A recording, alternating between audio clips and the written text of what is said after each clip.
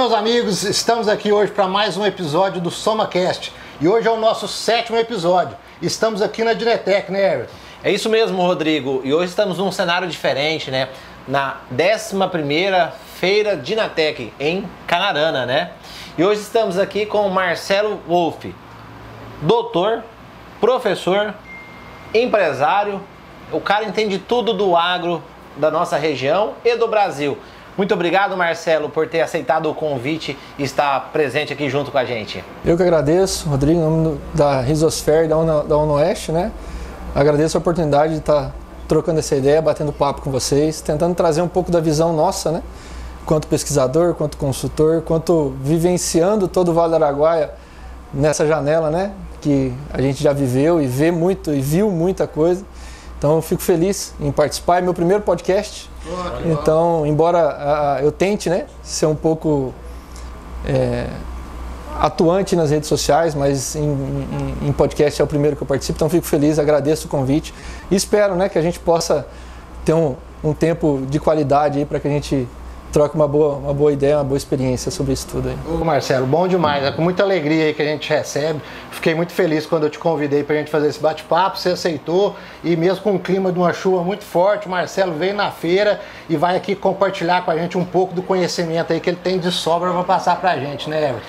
Mas antes da gente começar, ô Marcelo, fala um pouco aí pra nossa audiência, quem é o Marcelo Rafael Wolff? Cara, o Marcelo é um cara que apenas nasceu em Santa Catarina, né, então... tem um amigo meu que disse, né, que sapo nasce na lagoa e não é peixe. Então minha família veio para o Mato Grosso, para Nova Chavantina, eu tinha 2 anos. Então eu falo que eu sou mato-grossense de coração, né. Cresci aqui, fiquei em Nova Chavantina até 2016. Cresci minha vida profissional, minha vida acadêmica em Nova Chavantina. Fiz todo o meu colegial até o final hoje ensino médio, né, na nossa época, 2º grau. Em Nova Chavantina e fui para Presidente Prudente fazer o colégio agrícola. Fiz o colégio agrícola, voltei para trabalhar em Nova Chavantina. Trabalhei numa fazenda, depois trabalhei numa revenda que era conjugado com uma consultoria. Foi onde eu comecei essa caminhada de consultor, né? E aí entrei na Dalcin, que foi uma outra consultoria que eu trabalhei por algum tempo, como técnico agrícola. E depois fui fazer o curso de agronomia na Unemat. Fiz o curso de agronomia, todo esse percurso trabalhando e mesmo sendo integral, integrando as coisas. Na época, a agricultura no Vale do Araguaia, principalmente a região de Chavantina Barra, era basicamente só soja, então a gente tinha, a maior parte do período era férias, né? Então eu consegui, de alguma forma, conciliar isso. Fui fazer meu mestrado depois em Rio Verde, eu ia para Rio Verde, voltava, então morando em Nova Chavantina, eu fazia esse trajeto toda semana, fiz o meu mestrado em Rio Verde, e depois saí e fui para Botucatu fazer o meu doutorado, e aí foi onde eu fiquei. Me desliguei parcialmente da região, fui morar lá e me mantive com as consultorias aqui. Aí muito mais uma consultoria, muito menos assistência e mais consultoria, né? Fiz meu doutorado lá, passei 1 ano nos Estados Unidos fazendo uma parte do meu doutorado, levando alguns solos daqui, trabalhando com isso, trabalhando com integração voltada mais para dinâmica, né? Solo-planta, de nutriente, que eu acho que é uma coisa que a gente vai poder conversar bastante aqui. E depois que eu voltei dos Estados Unidos, aí eu resolvi parar um pouco com a consultoria e fui me dedicar à academia. Foi onde eu entrei na UNOeste como pós-doutorando. Depois que numa oportunidade, eu fui contratado como professor e lá estou. E nesse intermédio aí, o ano passado, né, que já virou para 2025, eu com um grande amigo meu que é o Thiago, que é meu sócio, que vem comigo desde a época de Dalcinha, desde 2013 que a gente trabalha junto. O Thiago foi gerente de uma das fazendas que eu dava consultoria, que eu dou ainda, né? E nós resolvemos montar a Risosfer, que é uma consultoria que tem um apelo um pouco diferente, uma pegada muito mais para o que a região pede, né, de sistema de produção. E aí estou aqui, desde esse tempo, e costumo brincar muito assim, brincar falando sério, eu sou um técnico agrícola com especialização em agronomia. Então eu nunca deixei de ser esse cara muito mais... O Rodrigo teve uma convivência nesses últimos anos comigo, muito mais dessa pegada agronômica de estar no dia a dia da fazenda, de literalmente rodar o talhão, é coisa que eu gosto de fazer, é coisa que eu tenho prazer em fazer, né? Então por isso que eu falo que eu sou um técnico agrícola com especialização em agronomia. E eu acho que é isso que a gente trouxe, né, nessa caminhada. Que isso, hein, que currículo impressionante. Eu acho que dos convidados nossos aí, me surpreende aí tanta bagagem, né? Tomara que a gente consiga hoje abordar o máximo possível, aí, que você possa passar um pouco desse conhecimento adquirido, principalmente pela região. Porque eu sou de Minas, mas desde que eu estou aqui, você é sempre considerado uma referência na consultoria na região do Vale do Araguaia, né, Marcelo? Então, eu até não sabia, no seu doutorado você pegou os solos de Chavantina para levar para os Estados Unidos. Então as areias de Chavantina passeou nos Estados Unidos. Passeou. Conta mais um pouco aí desse doutorado aí pra gente. Cara, então assim, desde o mestrado, e eu falo muito que isso, o que me levou a fazer mestrado foi muito o desafio da região, né? E quem me conhece há muito tempo, eu digo muito assim, a integração lavoura-pecuária para algumas regiões, a gente está em Canarana, por exemplo, essa região Canarana-Xingu, ela sempre vai ser uma oportunidade, tá? Que eu que sou apaixonado como você, acho que é uma bela de uma oportunidade. Agora, quando você vai Chavantina, Barra, Araguaiana, Tocantins, região do Oeste Paulista, que é onde eu estou hoje, é uma necessidade, tá? Então, quando eu estava ainda fazendo agronomia, estudando, buscando, a gente tinha dentro da empresa, a gente tinha um braço que a gente também tem na Resosfera hoje, que é a agricultura de precisão. A gente começou a trabalhar essas áreas de mais areia, de mais silt, e a gente começou a ver que o potássio não diminuía com o passar do tempo, mesmo diminuindo a adubação. E eu falo assim, que eu fui estudar graças a 2 clientes, Carlos de Andrade Guimarães e José Almiro Miller, que fizeram com que eu me tirasse da minha zona de conforto para entender, cara, por que se eu faço soja, e a gente começou a tirar a adubação potássica e o potássio não diminui. O Zé Almiro Miller tinha uma característica de não mexer, de plantio direto estruturado, muito bem feito, só que com milheto, basicamente, tá? E o Carlos Guimarães era a área de integração que já tinha braquiária. E uma oportunidade eu comecei a conversar com o Vinícius Benites, que é da Embrapa, que acabou sendo meu orientador no mestrado. E a gente começou a ver que isso tinha uma explicação que se era muito pouco estudado, que de onde vinha esse potássio, né? E até para fazer uma pequena introdução, o potássio é um dos nutrientes que ele é base. A base da mineralogia, a base da gênese do solo tem o potássio. Como tem o cálcio, como tem o sódio, como tem o magnésio, ferro, zinco, silício. Mas o potássio é um dos cátions que faz com que o solo seja mineral 2:1, mineral 1:1, tá? Então é muito comum, diferente do fósforo, a gente encontrar potássio em área de mata. Potássio alto. Por quê? Porque a gênese do solo, mesmo em solos tropicais, e isso foi o que o meu doutorado mostrou, ainda existe. Bom, enfim. E a gente começou a ver o seguinte, em um determinado ano, na área do seu Zé Almiro, a gente precisou tirar o potássio, assim, radicalmente, por uma série de questões, principalmente financeira na época, e esse potássio não diminuía no solo. E a gente começou a estudar o porquê. Aí foi onde eu instalei o experimento fui fazer o mestrado, e o mestrado eu fiz coleta de Barra do Garças, em vários municípios, até Santana do Araguaia. Foram 91 pontos. E nós conseguimos identificar o seguinte, que nessa região do Vale do Araguaia, aí onde muda um pouco a questão do conceito argila e silt, a gente começou a ver que solos com muito silt existem muito potássio. Qual o potássio? Potássio natural, potássio estrutural, que a gente chama tanto de potássio estrutural quanto de potássio não trocável. E aí vem a matemática, a mágica do negócio. Algumas plantas acessam esse potássio. Quem que mais acessa? A braquiária, o milheto. Então, quando a gente viu isso no mestrado, aí a gente partiu para o doutorado para tentar entender como acessa, por que acessa e o que acontece, tá? Tecnicamente falando, biologicamente falando, a gente já sabia que a braquiária acumula mais potássio do que ela precisa e ela retorna isso para o solo. O que a gente não entendia é de onde vinha e para onde ia. Então teve 2 coisas importantes que daí foi onde eu levei o solo para os Estados Unidos. Então nós instalamos um experimento na fazenda do seu Carlos Guimarães, que esse experimento foi conduzido por 3 anos, onde nós tínhamos... O que a gente queria comparar era a rotação, por isso que eu falo tanto de rotação de cultura. A rotação capim-soja e sucessão capim-soja e só soja. Onde nós tínhamos um intervalo, onde nós deixávamos 30 meses de capim, esse potássio estrutural diminuiu e aumentou muito o potássio do solo. Por quê? Porque a braquiária tira esse potássio lá. Aí eu peguei esse solo, levei para Iowa, no departamento agrícola lá da universidade, da Universidade Estadual de Iowa, e no USDA. foram os 2 locais onde eu trabalhei. E aí a gente avaliou mineralogia. Então a gente foi lá para avaliar onde esse potássio estava, se ele saiu, como ele saiu. Então a gente conseguiu ver que realmente a braquiária tira o potássio lá do mineral, o potássio estrutural. E o que mais chamou a atenção e o que mais foi legal do trabalho é que a soja também tira. E o milho também tira, só que em proporções diferentes. Então vamos colocar assim, se eu pegar essas 3 plantas, quem que é mais eficiente em tirar esse potássio do mineral? Braquiária, soja e milho. E o que foi mais legal? Que aí vem muito, e eu sempre falo assim, os meus trabalhos sempre foi muito da mão para a boca.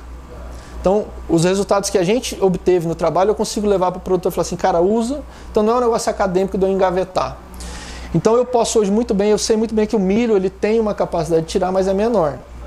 E aí a gente identificou nos Estados Unidos que essa fração do potássio que o laboratório não pega, porque assim, só para fazer uma explicação breve, a gente chama de potássio não trocável pelo simples fato de que as análises no laboratório são feitas por trocadores, ou resina ou melish, né? Então você troca cátion, sai o potássio, entra um sódio, no caso da resina, entra alguma coisa nesse sentido. E esse não trocável é um potássio que está mais firmemente fixado, absorvido, preso, tá? Não fixado no sentido mesmo, sentido do fósforo, que é baixa absorção. Mas esse potássio está mais fortemente ligado ao solo. Então a planta consegue, por meio de troca também, então ela acidifica o meio, tira esse potássio de lá, absorve e libera ele como potássio trocável. E o mais legal, cara, é que a gente fez um trabalho, um desses trabalhos de doutorado, que não foi esse, foi em casa de vegetação, que é onde a gente aduba com potássio, sem planta ele aumenta o não trocável. Que isso foi uma coisa que não se sabia. Isso foi uma das principais coisas que nós conseguimos ver, que quando você aduba demais com potássio, não é que ele lixivia, que perde como todo mundo pensa. Ele vai para uma outra fração, um pouco menos solúvel, mas ela está lá. E aí quem que nós vamos ter que utilizar para tirar ela de lá? A braquiária. E Rodrigo, é bem interessante, né, que a gente vê na literatura mais antiga, principalmente em solos mais leves, que potássio é algo que você tem que repor em grande quantidade todo ano. Então esse trabalho que você comentou aí vem bem desencontro que a gente tinha estudado ou tinha entendido de áreas menos argilosas, que a quantidade de potássio que você teria que jogar era sempre maior, por causa de lixiviação. Então, se tiver uma integração, muda totalmente. Totalmente. A dinâmica do potássio com integração e sem integração é completamente diferente. E aí eu vou além. Isso que você fala, vamos falar assim, ó, quimicamente. O potássio vai lixiviar, ele vai lixiviar, porque ele tem uma carga só. Só que aí vem algumas coisas que a gente precisa começar a distinguir, né? Qual areia que nós estamos falando? Uma quartzosa? Por exemplo, o oeste paulista, ele tem uma areia que tem muita hematita, que é óxido de ferro. Então, existem areias e areias. O potássio lixivia? Sim, ele vai lixiviar. Só que o que a gente conseguiu mostrar no nosso trabalho? Que ele vai lixiviar, mas não necessariamente você vai perder ele. O trabalho que nós fizemos, que a gente fez com e sem adubação, tá? Aonde eu adubo e a planta não consegue utilizar esse potássio, ele vai ter um excedente, ele vai descer no perfil e vai aumentar a fração não trocável em profundidade. Então, quando a gente fala assim, porque assim, isso, cara, eu tenho um banco de dados de amostras, de mais de 15 mil amostras só aqui do Vale. Você não consegue, essa questão da lixiviação, você não consegue, mesmo em solos arenosos, e aí eu desafio alguém me mostrar, de 20 a 40, um potássio mais alto do que de 0 a 20. Ou que aumente ao longo do tempo, ao ponto de você falar assim, cara, esse potássio está lixiviando, está indo embora. Agora, no nosso trabalho nós mostramos que de 20 a 40 ele aumentou o não trocável. Então ele está lixiviando, não é que ele não está descendo no perfil, ele desce no perfil, só que ele vai para uma outra fração. Entende? Então assim, isso vem sendo trabalhado há algum tempo. E se ele vai para uma outra fração e a gente pega uma braquiária, um pânico, que coloca a raiz a 1,70 m, 2 metros de profundidade, essa raiz, ao ponto dela conseguir acidificar o meio, ela vai tirar esse potássio de lá, acumular na palha e devolver esse potássio. E aí o mais legal, ela devolve todo o potássio que ela devolve, se você desseca com muita antecedência, que é o que a gente prega, né, Rodrigo?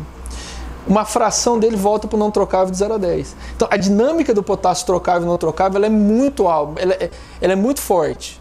Então existe um aumento inclusive do não trocável. E isso é uma coisa que assim, se a gente for ser catedrático, xiita, cara vai bater na gente. Mas isso a gente comprovou que isso existe. Tá? Então a gente não está perdendo potássio, a gente está estocando esse potássio. Só que se eu não colocar uma planta que tire ele do estoque, aí eu estou perdendo.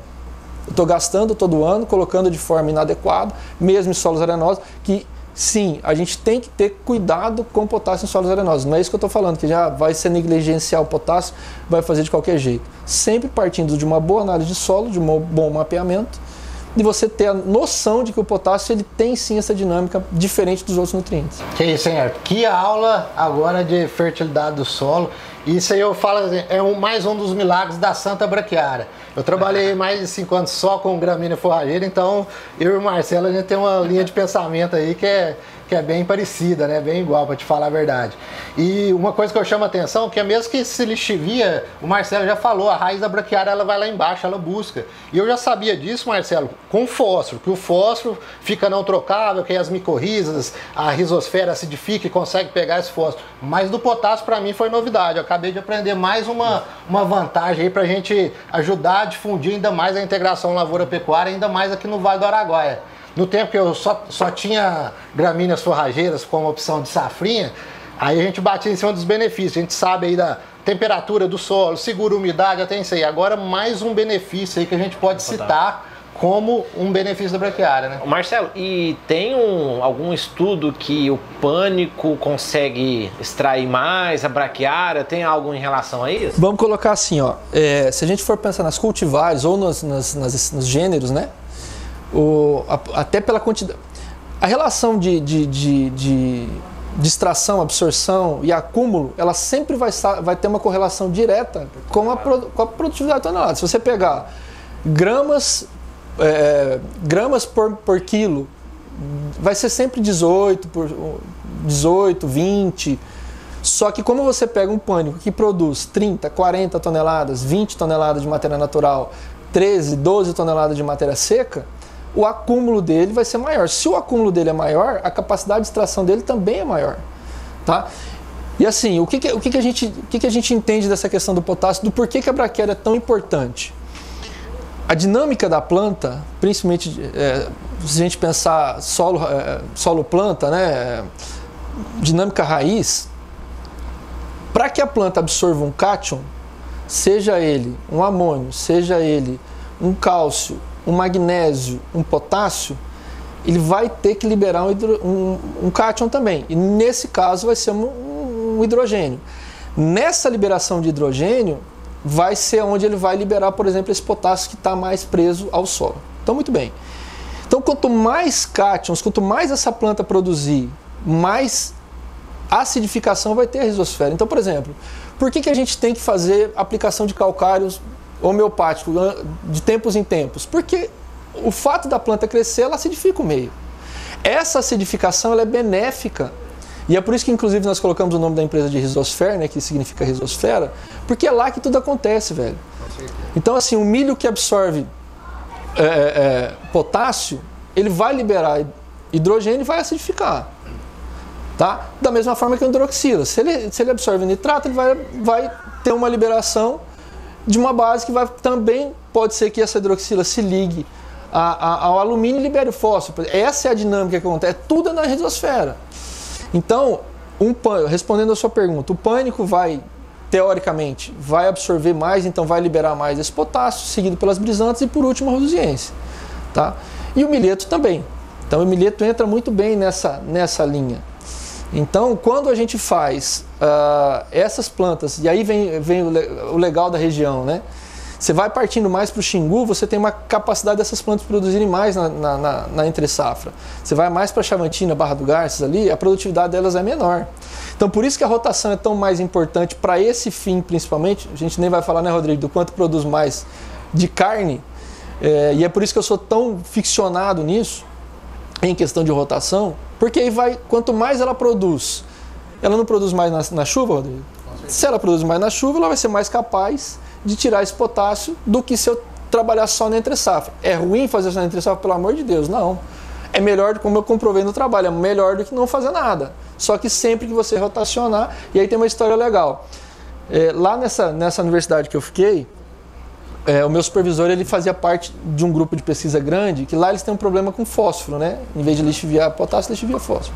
E o trabalho era grande lá e ele trabalhava muito com a parte de microbiologia e num trabalho grande lá que tinha milho, que é a principal cultura deles lá, rotacionando com soja e também com cover crop, também com planta de cobertura.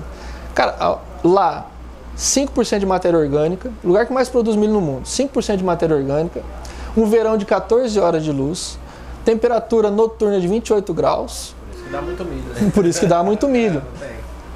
E ainda assim, a área com rotação soja-milho deu 17% de incremento de produtividade. Falei, cara, num país tropical, no Vale do Araguaia, não é possível que isso não vai dar. E foi o que nós comprovamos. E aí, só que assim, a região de Chavantina, Barra do Garças, a gente sabe que tem algumas limitações para milho. E o principal, né, Rodrigo? Não é que tem limitação. Cara, nossos clientes, eles têm boi, eles têm vaca. Para que eu vou pôr milho numa realidade que eu preciso da forrageira? Então foi onde nós começamos a trabalhar com essas regiões, pensando em tudo que a gente estudou sobre potássio, mas também pensando na viabilidade econômica da fazenda, que é rotacionar soja, capim, soja, capim. E aí vem de encontro com isso aí. Quanto mais eu rotaciono, melhor eu torno o meu sistema, mais sustentável eu torno o meu sistema.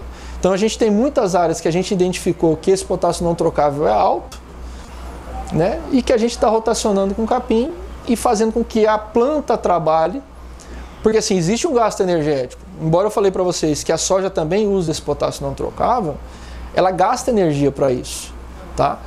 Então por que não eu colocar uma planta antes que faça esse serviço para mim? Que aí é a nossa magia das nossas forrageiras. Com certeza. Ué, esse podcast, o pessoal já tem que, se não pegou ainda, pode parar, pausa aí no YouTube, pegar papel e caneta, porque é aula de fertilidade e química do solo, é muita informação. Volta, assiste de novo, anota. E o que me chama a atenção, até eu vi numa apresentação de vocês, uma vez vocês coletaram várias amostras em Nova Chavantina, que era, eu não sei se você sabe de cabeça, o percentual de solos com argila baixa, abaixo de 20%, 15%, era muito alto, né? 33% aproximadamente. Então, abaixo de 15% de argila. A região de Chavantina. Esse grupo de amostras que a gente tinha de 12 mil hectares, a grande maioria era a região Chavantina-Barra. Tá? Então vai dar em torno de 30% a 33% de solos arenosos, considerados arenosos, de 15% a 20% de argila. Então, aí eu tenho o meu conceito que a palhada, a integração lavoura-pecuária é um seguro que o produtor faz, né, Marcelo? Você tem algum dado de algum cliente seu que já fez assim, não, aqui eu vou fazer a braquiária, uma gramínea forrageira, aqui não, eu vou plantar um milho, aqui eu vou deixar um pousinho, diferença de produtividade no ano seguinte, na hora da colheita? Você tem alguma experiência dela? A gente tem isso em pesquisa, cliente a gente não faz, eu nunca fiz para medir. Acontece, ficou tarde para eu jogar a braquiária aqui, eu vou jogar aqui, aqui eu vou pôr um milheta, aqui eu não vou pôr nada. Esse número não tem. Agora, o que a gente mostrou, porque no meu trabalho de doutorado era isso, era pousio, braquiária de entre-safra e braquiária de rotação. No terceiro ano do trabalho, nós saímos de 60 sacos para 48 sacos.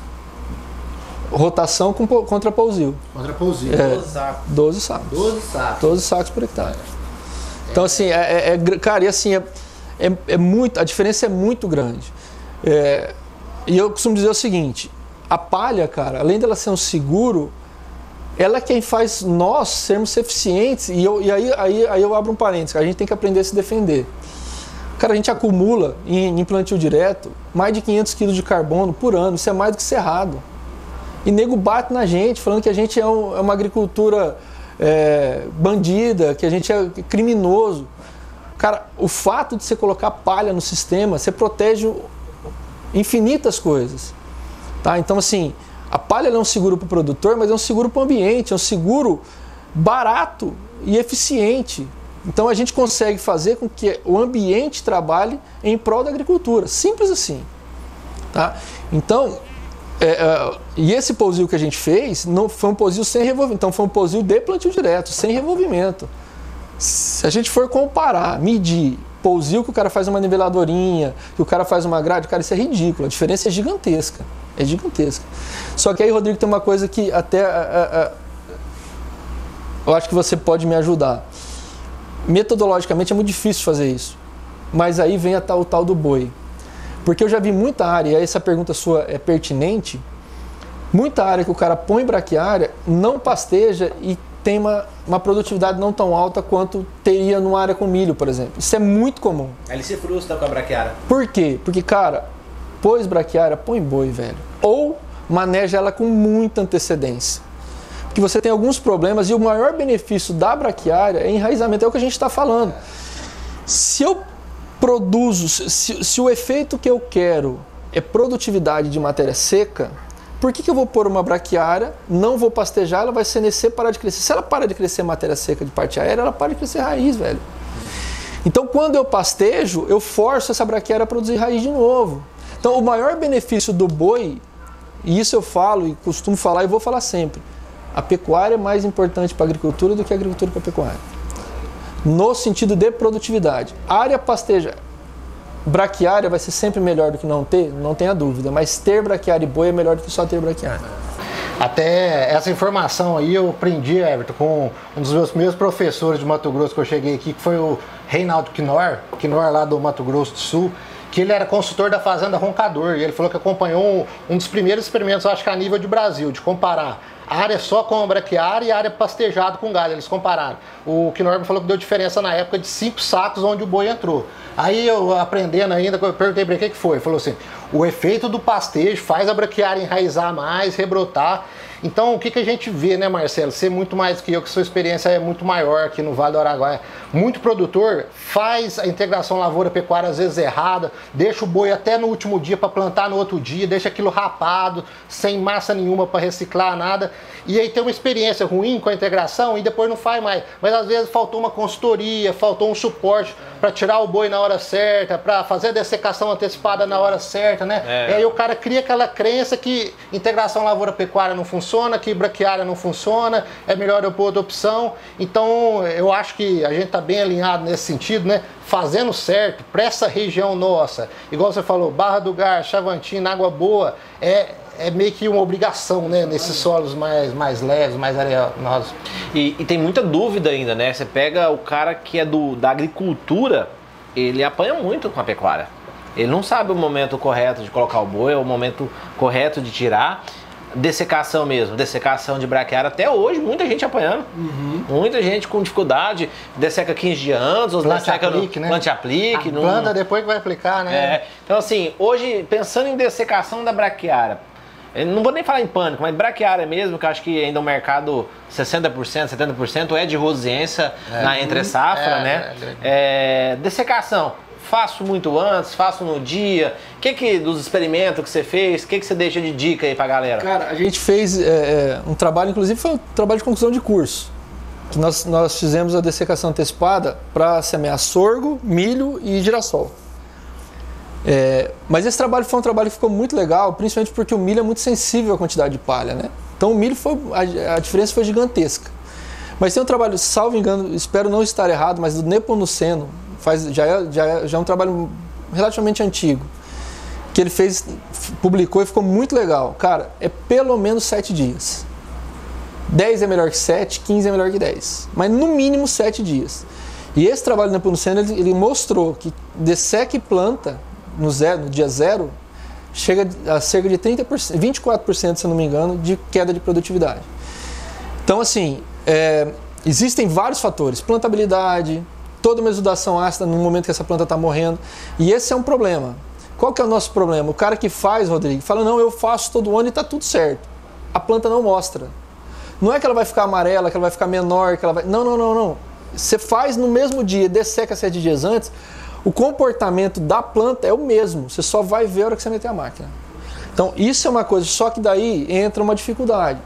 E eu sempre falo que a gente tem, às vezes, ou apenas às vezes, entender a dor do produtor ou do agropecuarista, né? Numa região igual a Nova Chavantina, por exemplo, cara, que corta a chuva em abril e volta em setembro, nem sempre a gente consegue. Eu sempre falo o seguinte, o ótimo é inimigo do bom. A gente recomenda isso. É a história da briga de tiro gado no começo de setembro, que seria um número mágico que a gente tem. Até 15 de setembro você tem que tirar o gado para as primeiras chuvas ele poder rebrotar e a gente ter palha e ponto para dessecar e para dessecar com antecedência. Mas a gente tem que primar por isso, cara. Nós que estamos aqui na ponta técnica, a gente tem que tentar fazer ao máximo essa dessecação com pelo menos 7 dias. Então esse número é 7 dias. Isso foi, os 7 dias foi para o milho, foi para o sorgo, foi para o girassol e esse trabalho na produção de soja, que é o que a gente baliza aí. No mínimo 7 dias, tá? Mais ou menos isso. E o seu posicionamento? Tira o gado, já desseca, espera dar uma rebrotada, desseca? Qual é a posição? Você tem que esperar ela colocar folha, por vários motivos. Primeiro, porque você precisa que ela produza palha. E tem um número que a gente usa muito assim, ó. Marcelo, eu tenho que tirar o gado quando? Cara, depende muito do seu... Do ano, né? Do ano e do quanto você usou esse capim. Porque a gente precisa ter pelo menos 30% de reserva, de sobra, tá? Desse capim, pelo menos. Então se eu coloco, cara, eu vou lá, coloco 4A por hectare em maio, bicho, em junho você tem que tirar, acabou. Não vai voltar, não tem chuva. Agora não. O que é o número também que a gente tem? De maio a setembro, a gente tem trabalhado de 1,5 a 1,7 UA por hectare. E aí você consegue tirar, qual que é o limite nosso? Dia 15 de setembro esse gado tem que sair. Muito bom. Marcelo, uma dúvida que sempre fica entre os agropecuaristas coloco boi, coloco bastante, igual você falou, 1,7, 1,8, até 4, dependendo da época. O quanto que isso extrai do solo?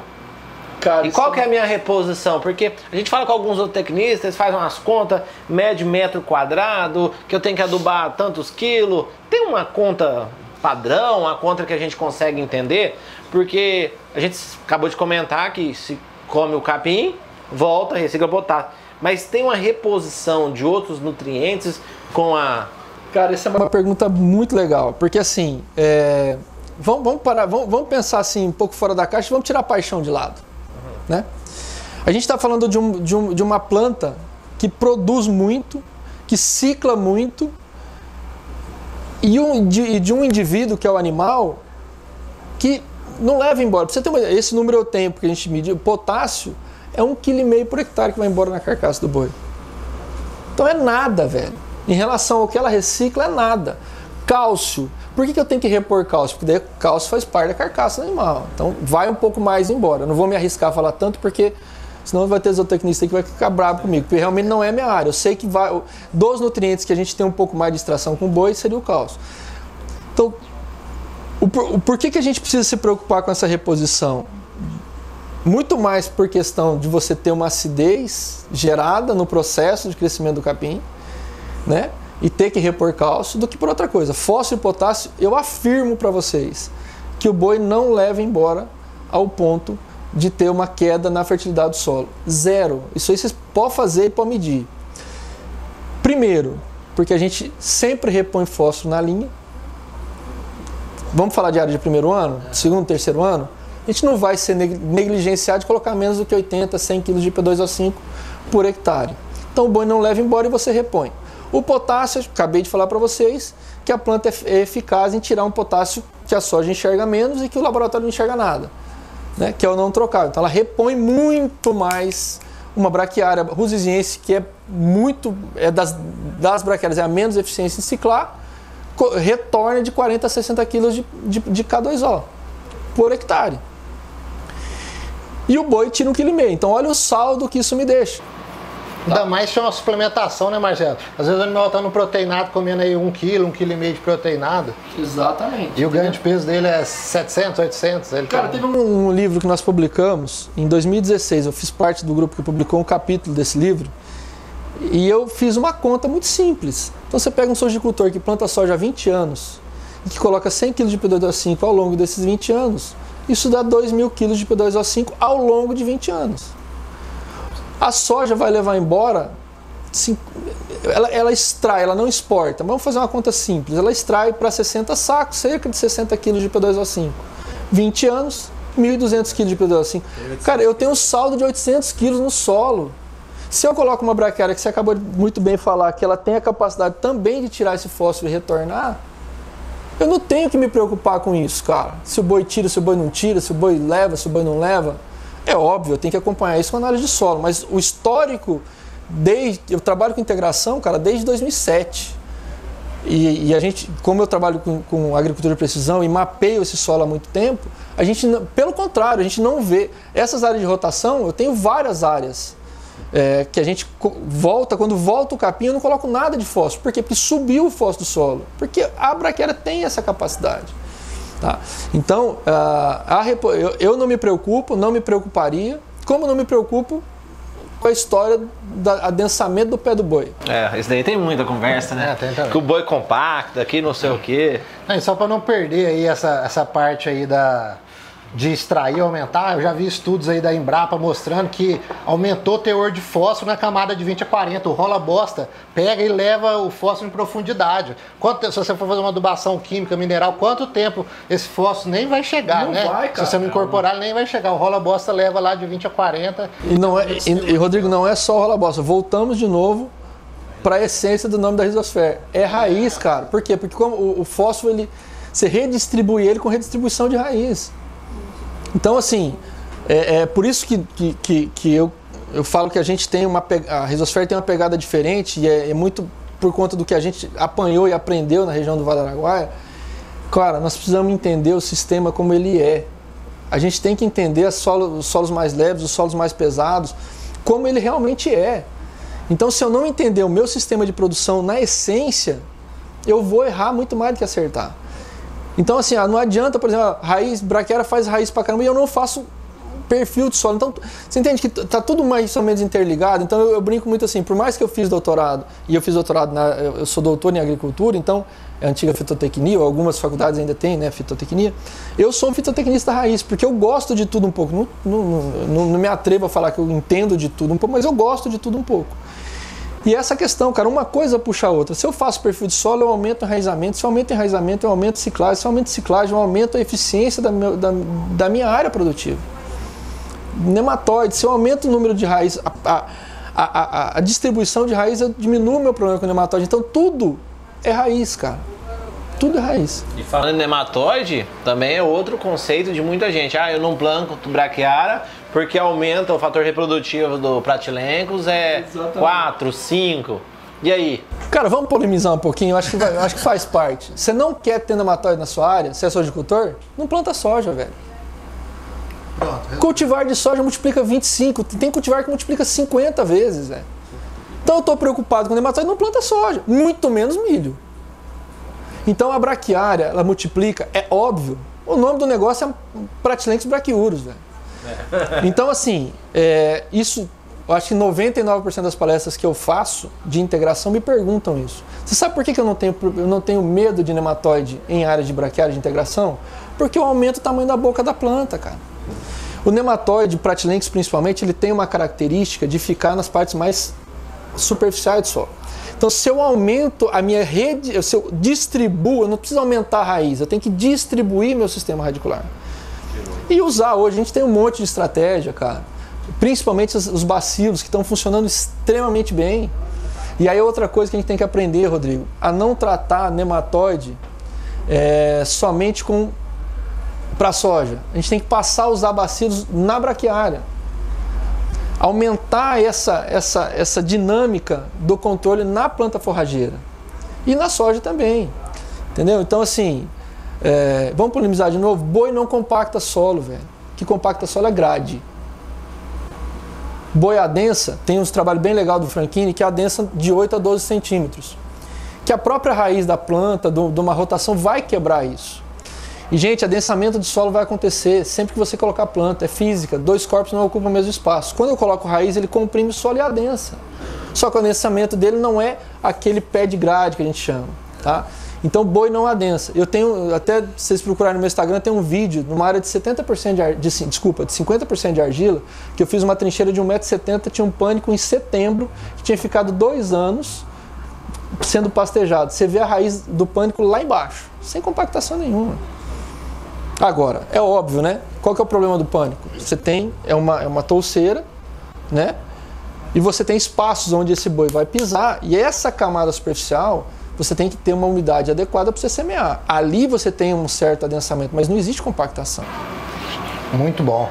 Então, eu sempre tive esse conceito aí, que o pessoal sempre fazia essa pergunta, mas o nematóide, falei, gente, tem 200 benefícios, o pessoal fica preocupado. Então você não quer ter nematóide, você não planta soja, não enche o saco, acabou. E esse negócio do pé do boi também, o poder descompactando da raiz também, meu amigo, é uma coisa fora de sério, né? Ué, então resumindo, os benefícios da braquiária eu acho que nem precisa falar, porque ó, descompacta o solo com as raízes, aumenta a matéria orgânica, recicla os nutrientes, como o Marcelo muito bem falou aí da questão do potássio, além de manter a maior umidade do solo, uma temperatura mais ou menos no solo. Então a gente já entendeu que solos arenosos, abaixo aí de 20% de argila, é obrigatório. Eu não quero saber se você vai fazer a braquiária com milheto, você vai fazer, mas tem que ter a gramínea no sistema, né, Marcelo? E não se preocupar com nematóide, né? Porque...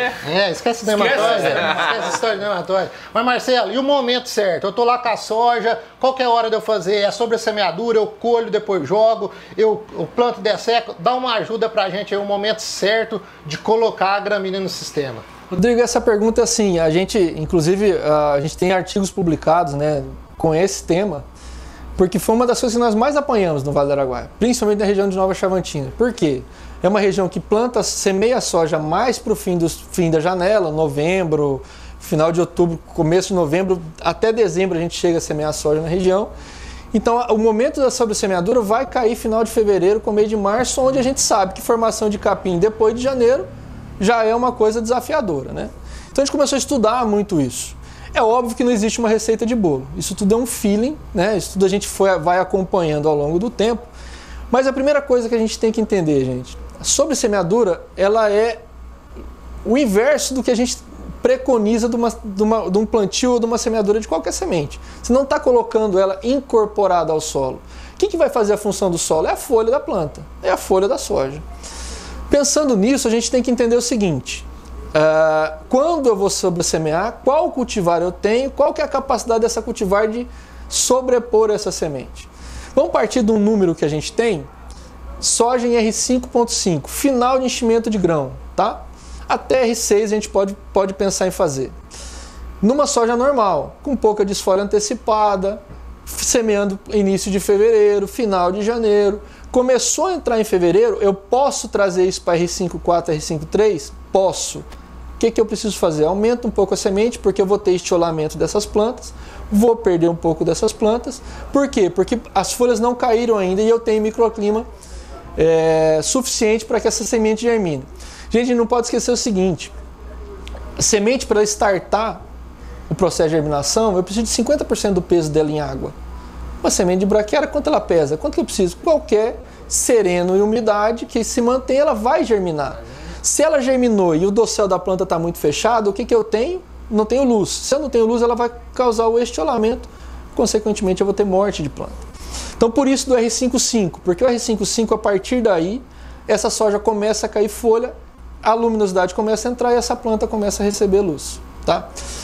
Outro ponto importante, onde eu tenho a sobressemeadura nesse período, vamos tentar levar para um lado mais prático. Sabe quando a soja perde aquele verde escuro, que ela fica aquele verde pálido? Esse é o momento, esse é o R5.5 que a gente tem. Então é aquele mudar de tonalidade do verde, né? Mas, Marcelo, e aí? Se eu tiver uma soja que vai ser sobressemeada em fevereiro, final de fevereiro, começo de março, o cara traz para fevereiro, arrisca. Por quê? Porque senão eu vou ter pouca chuva depois disso, eu vou sobressemear, a braquiária vai eventualmente nascer, mas não vai ter chuva suficiente para enraizar e eu pôr boi. Então, o que é a pergunta que eu sempre faço quando o cara fala para mim: Marcelo, eu preciso fazer sobressemeadura. Isso aqui, qual que é a finalidade? Produção de matéria seca, produção de matéria seca para consumo do boi, para produção de carne. Não, eu preciso pôr boi. Então, moçada, de 15, 20 de fevereiro para trás. Muito bom. Marcelo, e a gente tem um público, o pessoal que dá os feedbacks para mim, muito estudante de agronomia, gente que quer entrar para o comercial, quer entrar para o agro aí.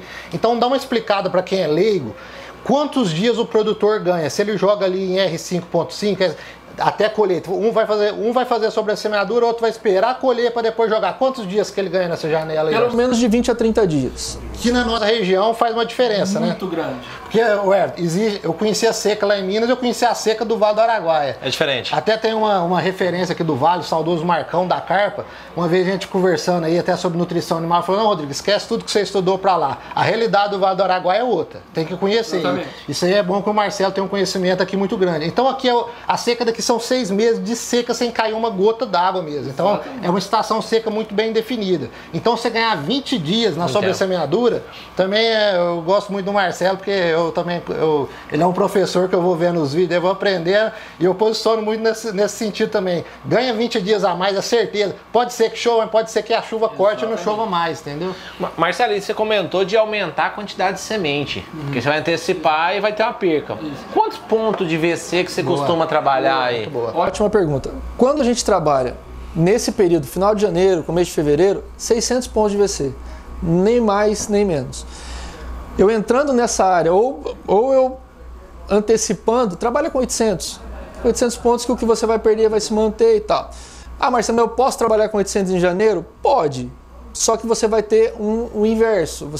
Existe uma coisa que a gente chama de competição intraespecífica. Então, quando você nasce muita planta, esse mesmo processo de estiolamento, ela vai buscar luz porque tem gente competindo com ela. Em relação à sua pergunta, é interessante, Rodrigo, porque assim, esses 20 dias eu posso colher, fazer na semeadora, na plantadeira, no correntão? Posso, a gente já fez isso. Só que daí, cara, eventualmente você vai ter uma menor produtividade de matéria seca, menor capacidade de suporte, menor produtividade de carne, se o seu objetivo for produzir carne. Se for só produzir matéria seca para planta de cobertura, cara, tá excelente. Ela nasce, se estabelece, nas primeiras chuvas de setembro ela forma. Só que se eu quero pôr boi 1.7 UA, que nós falamos lá no início, eu preciso ter esses 20 dias. Entendeu? Porque você vai nascer, você vai colher a soja, a capim vai estar com 8, 10 centímetros de altura, já formado, sai a soja, ela forma e consegue ter a produtividade de matéria seca que a gente precisa. Existe o bom, né? Às vezes formou, tá beleza, ficou bom. Existe o ótimo, existe o excelente. Eu sou da linha que se você fizer na sobressemeadura vai ficar excelente. Você vai ter uma maior carga animal. Marcelo, a gente já vai chegando pro final do nosso episódio, mas vou fugir um pouco da braquiária aqui também, porque eu te acompanho e a gente gosta de uma polêmicazinha e eu vejo você falar muito sobre a questão de correção do solo, né? Vai fazer o calcário, hoje em dia o pessoal criaram números mágicos, tudo sobre saturação do solo, saturação de base, vocês têm um posicionamento aí de números absolutos. Você poderia abordar um pouco qual que é essa linha que a Rizosfera, que vocês trabalham a respeito de correção do solo, calagem e tudo mais? Cara, vamos lá. Primeiro que a gente tem que entender o seguinte, correção do solo ela é feita não só com calcário, não só com cálcio, não só com magnésio. Todo nutriente, desde o micronutriente do boro até o potássio que a gente vinha falando, a gente tem que corrigir o solo. Só que é óbvio que, por a gente estar num país, num ambiente de altamente intemperizado, solos altamente intemperizados, a gente tem necessidade de fazer calcário. E aí todo ano surge, né, a questão de altas doses, supercalagem, subcalagem, e a gente tem um trabalho bastante interessante do seguinte: eu posso fazer doses altas de calcário mesmo sem incorporar, porque vale ressaltar o seguinte, pessoal, calcário ele é um corretivo de solo que ele é feito a recomendação de volume sobre volume. Então, 1 hectare de solo de 0 a 20 centímetros, que é o que a gente coleta, tem 2.000 metros cúbicos, 2 milhões de quilos. Então, se eu vou fazer uma correção, abertura de área, eu vou incorporar, eu tenho que incorporar esse calcário, seja a dose que for, em 2.000 metros cúbicos, ou seja, eu tenho que incorporar ele gradiando a 20 centímetros. Ah, Marcelo, mas então eu não posso fazer calcário em superfície? Tanto pode, não só pode, como deve. Se a gente está primando aqui por matéria orgânica, por estabelecimento de sistema de produção, o calcário que eu vou fazer tem que ser em superfície. Então vamos partir do primeiro princípio, do primeiro pressuposto que a Rizosfera trabalha e que hoje nos nossos trabalhos na UNOeste a gente tem feito. Cara, calcário tem que ser uma aplicação quase que homeopática. O que eu quero dizer com isso? Se eu falei no início para vocês que a acidez é contínua, a geração de acidez potencial em um solo, basta que tenha uma planta crescendo, eu tenho que fazer a correção quase que homeopática, quase que anual, tá? Então o ideal é isso, coleta o solo, avalia quanto você tem. Se você parte do princípio da saturação de base, você parte do princípio da quantidade de cálcio, a gente vai chegar nisso agora, tente fazer isso de forma mais frequente, para que você não tenha que fazer doses altas. Marcelo, mas não posso fazer 3, 4 toneladas de superfície? Claro que pode. Tá? Isso eu cansei de ver, pessoal. Ah, vai indisponibilizar micronutriente. Cara, você vai indisponibilizar micronutriente a partir do momento que você começar a indisponibilizar. Sim. Não é diminuir o teor, não é diminuir a absorção, é indisponibilizar, causar deficiência. Tá? São duas coisas diferentes. Então tem gente que, vamos polemizar, tem gente que se apega na teoria e não entende o que está falando.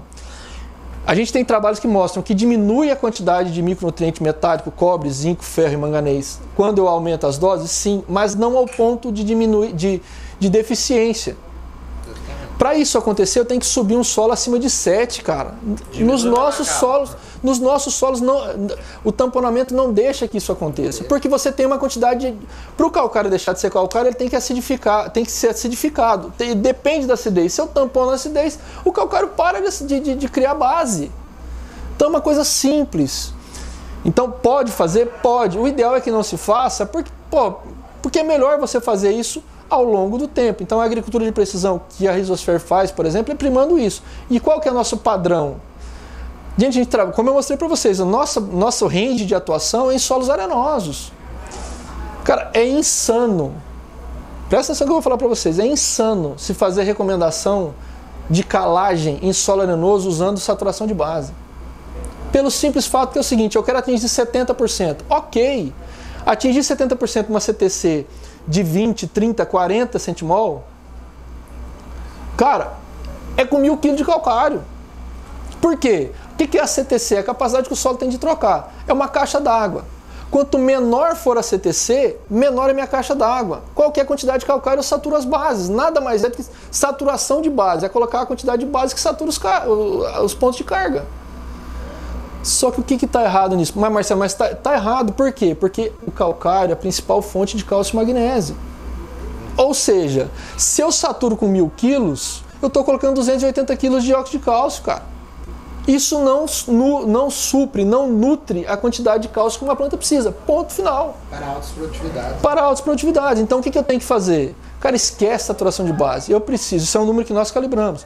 Eu preciso de X centimol, X milimol, depende muito de área para área, mas mais ou menos de 3 centimol de cálcio por decímetro cúbico. Aí eu vou trabalhar para que esse cálcio, para que eu use o calcário, ele eleve a isso. Pronto. Entendeu? Então, precisa 17, 15, 20 toneladas? Não sei. Eu não tenho trabalhado com isso. Mas, se precisa para isso, faça. Tá? A gente calibra nisso aí, de 2,8 a 3 centimol de carga por decímetro cúbico de cálcio no solo. É isso que a gente busca ter. De 20 a 40 acima de 1,200, depende do solo. Então assim, o gesso, o calcário, eles entram como fontes de cálcio e nós precisamos entender isso. Então ano retrasado, eu fui no Simpósio Internacional de Solos Arenosos em Wisconsin e apresentei um trabalho que a gente está fazendo lá no Oeste, que mostrou que um solo que já tinha 55% de saturação de base, com 2 centimols de cálcio de carga, respondeu a calcário. Eu aumentei raiz a 80 centímetros, cara. Então, a gente precisa entender isso. Não dá para ficar trabalhando com saturação de base achando que a gente vai fornecer cálcio. Eu vou atender a necessidade da saturação de base, mas vai ficar negligenciado o cálcio. Gente, não tem outra. Solos arenosos, qualquer tipo de solo, mas principalmente solos arenosos, eu preciso formar raiz. Não se forma raiz sem cálcio. Esquece. Onde não tem cálcio, não tem raiz. Ponto final. A raiz vai atrás do cálcio. Muito bom. Olha, que aula, hein, cara? Show de bola. Eu vou te falar, o Marcelo vai ter que ter a parte 2, viu? Porque a Dinetec aqui tá corrida. Marcelo, a gente agradece essa disponibilidade, a gente sabe como é corrida aí e tal. Você ter vindo bater um papo com a gente, já fica aberto um convite aí para uma próxima vinda. A gente ir nos estúdios da Creative, que tem uma estrutura boa lá também para a gente fazer um outro bate-papo, continuar esse bate-papo. E eu queria que você deixasse as suas redes, para quem não conhece o Marcelo, não conhece a Rhizosphere, para a audiência poder estar seguindo aí vocês, acompanhando aí as dicas que vocês sempre deixam por lá. Pessoal, obrigado, né, pelo convite, espero realmente que tenha atendido, fico feliz desse primeiro feedback de vocês, me coloco à disposição, eu venho para cá a cada 40, 60 dias, depende muito da época, mas passo um tempo aqui, me coloco à disposição, né, de participar desse podcast, segundo capítulo nosso aí, e assim, a Rhizosphere tá aí de portas abertas para quem precisar, para quem achar que a gente pode ajudar no manejo de vocês, né? Acho que a gente tem esse conceito de conhecer a região, de entender as dores da região e As nossas redes sociais, né? Então, a Rizosfera Underline Consultoria. Espero que vocês... É RH e com Z e BH. Isso, pessoal. E sigam a gente lá, a gente sempre está colocando esses conteúdos, essas coisas aí no dia a dia que a gente está fazendo. Quero agradecer a vocês aí, meu sócio Thiago, né, também que tá... Fica à vontade de mandar um abraço pro Thiago, pro Gomes, Otávio da Carpa, os clientes aí do nossa turma aí que confiou no nosso trabalho, né, o Thiago confiou nesse nosso sonho aí de montar essa consultoria na região que a gente acredita e que a gente gosta. A todos os nossos clientes, né, que fazem acontecer, que é por isso que a gente estuda, é por isso, é por eles, né, que a gente está sempre às vezes criando algumas polêmicas, às vezes não, mas a ideia é sempre buscar e puxar para o mesmo lado. Aí agradeço vocês aí pela oportunidade. Marcelo, para encerrar mesmo, deixa uma mensagem para os nossos ouvintes, para as pessoas que estão assistindo a gente, falando o que você pensa das pessoas que estão plantando, do agricultor. Deixa um recado para os nossos amigos. Se pudesse dar uma mensagem para todos os agricultores do Vale do Araguaia e do Brasil, olha para sua câmera ali e deixa o recado lá, Marcelo. Pessoal, assim, eu sempre digo que a gente está numa atividade que é uma fábrica a céu aberto. Todas as outras indústrias, elas têm uma característica de linha de montagem, né? Então eu começo aqui, eu sei onde termina. E é por isso que eu sou tão assim fascinado pela minha atividade. Agradeço, né, todos os agricultores por todas as dificuldades que passam, por fazer esse país tão pulsante, né, como é. Não desistam, né? Eu acho que a gente está indo no caminho certo. E pessoal, nós temos que aprender que a nossa agricultura ela é a mais sustentável do mundo. Nunca tenho vergonha de falar, eu sou agricultor, eu faço acontecer, né? E a integração lavoura-pecuária, ela é, sim, o nosso carro-chefe na produtividade com sustentabilidade. Então, jamais tenho vergonha de falar, eu sou produtor brasileiro, porque a gente sabe as dificuldades que vocês passam, o quanto vocês produzem com responsabilidade, com sustentabilidade. Então aqui eu só tenho que deixar o agradecimento a todos esses, né, que nos fazem estar aqui e que sustentam, de uma certa forma, toda essa cadeia produtiva do Brasil. E é com essa mensagem de motivação, de esperança, que a gente termina o nosso 7º episódio do SomaCast, o podcast do Vale do Araguaia. Do Agro do Vale do Araguaia. Aquele abraço, pessoal.